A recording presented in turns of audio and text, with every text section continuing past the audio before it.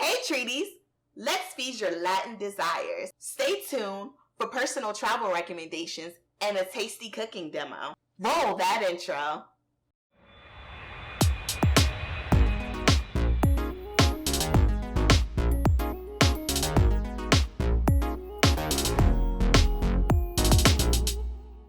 Hey, I'm Christine, and welcome to my channel where we explore travel destinations and the eats that go with them. Today, we are going to talk about a classic Latin comfort food that has rich, savory flavor. It has the perfect blend of protein and carbs with a dab of veggies. It's simple yet impressive and something that you'll want to make over and over again. But before we get started, remember to like, subscribe, and hit that notification bell so you never miss a video.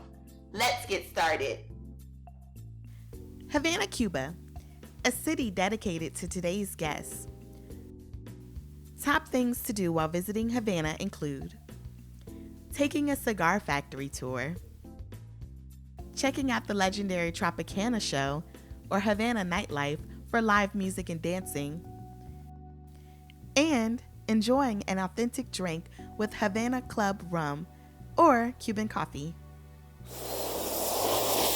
Today's guest is someone I know very well, my mother-in-law, Miss Cynthia. She's the daughter of Cuban immigrants where food is a big part of the culture. Come on over, Miss Cynthia. Hi. How are you today? I am fine, but I'm hungry. Okay, so tell us a little bit about your dish and some of the key ingredients that go with it. Well, this dish would be considered like Latin comfort food. It was one of my mother's favorites, Arroz con Pollo. Mm-hmm. So for people who don't know, Arroz con Pollo is rice with chicken in Spanish. So what we have is 5 pieces of chicken thighs. Some people like to use the whole chicken and chop it up. I like the thighs because it's just meatier and more flavorful to me. And since it's arroz con pollo, you have rice, onions, capers, and at the end there is a garnish of red peppers. And some people use different garnishes. You can actually use what you like to use and change it up the way you'd like to change it up.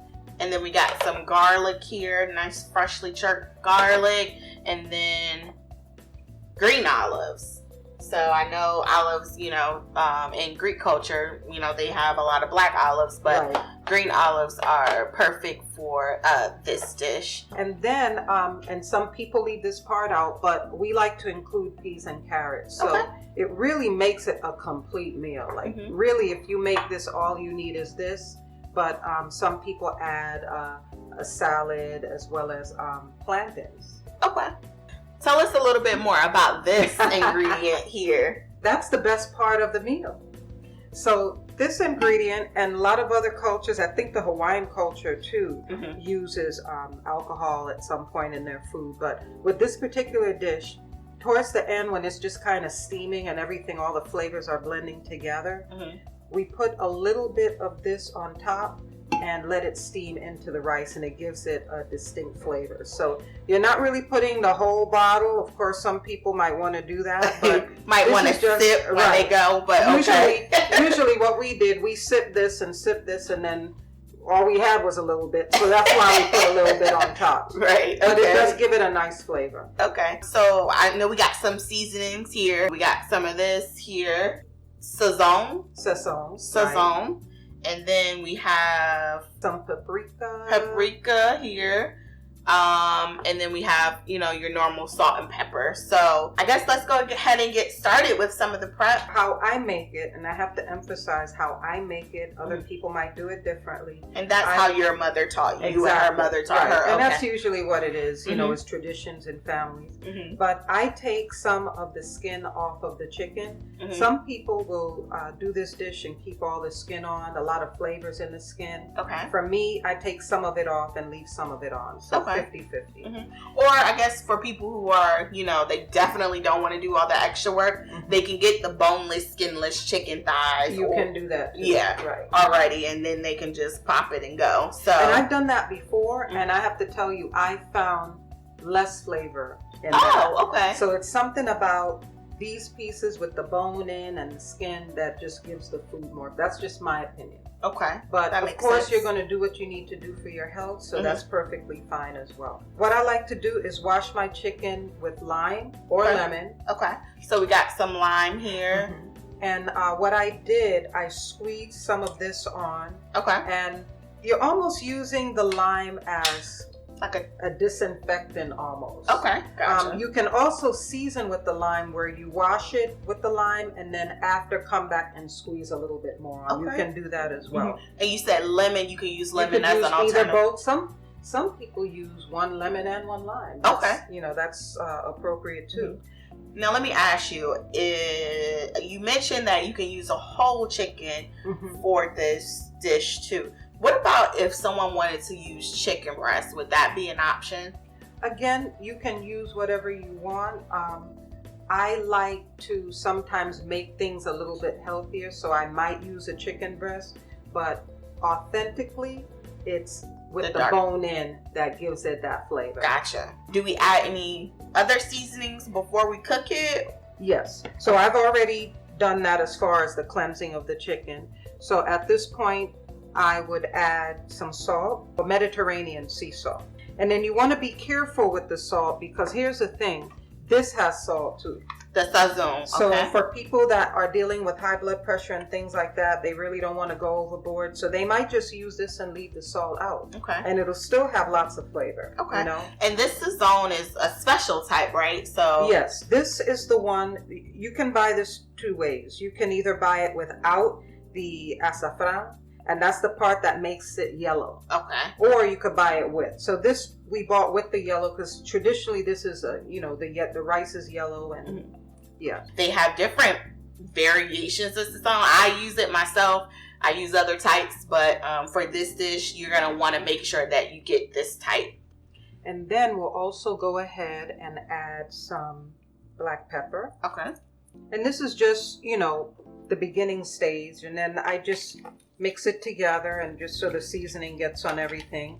Okay. Because the thing to remember is once we start browning this and frying this, and we start merging it with the rice and cooking it together, we're going to be adding more seasoning. We're going to be adding other things that's also going to season the chicken. Okay. The other thing I wanted to mention is my mother sometimes used to season, like do all this preparation the night before. Okay. Then you have the seasoning sitting there, and that really gives it a good flavor. So that's just another option for the chicken. Okay. Are we adding the sazon on now, or? Well, my preference is after I've browned the chicken, set it to the side, and then start dealing with the rice. That's when I add this because you really want this seasoning to attach to the rice. Okay. And for the paprika, we can add some of this now, and we can also add some when it's cooking with the rice. Okay. Or it's not necessary again because we're gonna have the sazon also that also might have paprika in it. It has multiple seasonings in it. So other than chopping the onions and chopping the garlic, in seasoning the chicken, it's really it's not a lot of prep involved in this dish. Not that much. Okay. I mean, it depends on what you choose to put in. This is mostly what I do, and then I'll add this in at some point. But yeah, that's about it on the prep. Okay, awesome. So let's go ahead and get cooking. Okay, so we added some olive oil to the pan and got the chicken nice and browned on both sides. It's about done now. Any tips on how people should know when it's done and when you're ready to take it out? Well, there's a major tip.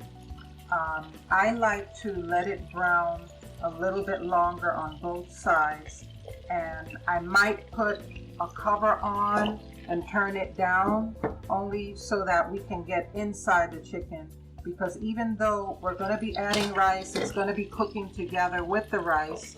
What you don't want at the end when you think everything is done is to bite into a chicken that has blood in the center. So what's next? So what we're doing now that we browned it on both sides, and I could tell that this is, it's cooked pretty good. I'm going to take it out because what we want to utilize is that olive oil that has all this seasoning and drippings from the chicken, because we're going to put our onions and garlic and saute that in that oil. So how much onion do you typically add here? I think about a half. You could put a half of onion. Some people that like onions more might go with more, but I put like a half of onion. Okay. And I'll turn this up just a little bit. How much garlic would you recommend putting in there? This is about 3 cloves. Some people really, really like garlic. They might want to put more. Okay. The thing to remember is that in the sazon, I believe there's also garlic in there. It's a combination seasoning. Okay. So once this has sauteed a little bit, just to get the flavor out of them, then we're going to go ahead and add the rice. And this is just a technique that I use. Some people don't do this, but I stir fry the rice just a little bit. It tenderizes it and speeds up the cooking process. Okay. Okay. And how much rice are we gonna add? That is 2 cups of rice. 2 cups of rice. Okay. It depends on the amount of people you're feeding, but that's what we're doing today is 2 cups. Okay. And then at this point, what I do is I'll add the sazon to it as I stir fry it. 1 is really good enough. Okay. It smells delicious. So how do you know when it's time to add the water? Like how long is it? Like I would say do this for a couple seconds, maybe like a minute or 2. Would you say we've been doing it? About 3.5 cups. Right. So we're putting the chicken back in. Okay. Right. And kind of just bury it into the rice. Capers is going to give it that nice flavor. And as far as the olives and the peppers, that's something that we're really garnishing it with at the end. So basically, it's mainly steaming that's going to go on at this point. Okay. And to add to that steaming, this is where it gets fun. Okay. And we put a little bit of cerveza or beer. Okay. Not the whole can. I know some people's gonna want to put the whole can. But we just put just a little bit. Just a dab. Just a dab. Oh! We mix it up. Okay. And then what I like to do is go ahead and put a foil on top, put the cover on, and just let that steam. And just to make sure that all the grains are nice and soft and you know, the chicken is cooked. So I'm going to ask you as many questions as possible to see how many you can get correct in 25 seconds. All right. Are you ready? Yes. Starting now. What is the capital of Cuba? It is Havana. What part of the chicken is the gizzard? I believe it's the kidneys. Which comes first, white or brown rice? Which comes first? Brown rice, because that's the natural state of rice. Name one Cuban dessert. Tres leche. And that's all we got. Okay, so our dish is done and it's been plated. So let's just talk a little bit more about what you would pair this type of dish with, if anything at all, and maybe some healthy alternatives that you would suggest for our viewers who are looking to not have so many carbs involved. Okay, so classically this meal is paired with maybe a salad, lettuce and tomato. Also, the other thing that my mother used to make with this is plátanos. And you have the sweet plantains and you have the what you call tostones, which is not really that sweet. As far as healthier ideas, I would either make it with brown rice or cauliflower rice. Okay. And both of those options are good. I might leave out the capers, those things that are higher in sodium. And I definitely took the skin off for how we made it. So I definitely would do that in that case as well. So I guess you want to try? Dig in.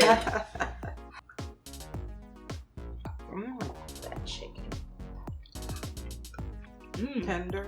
Good. That's really delicious. Yes, Let us know if you want to see those plantain making videos. Because this right here, you're going to want to make this at home. Yes, delicious.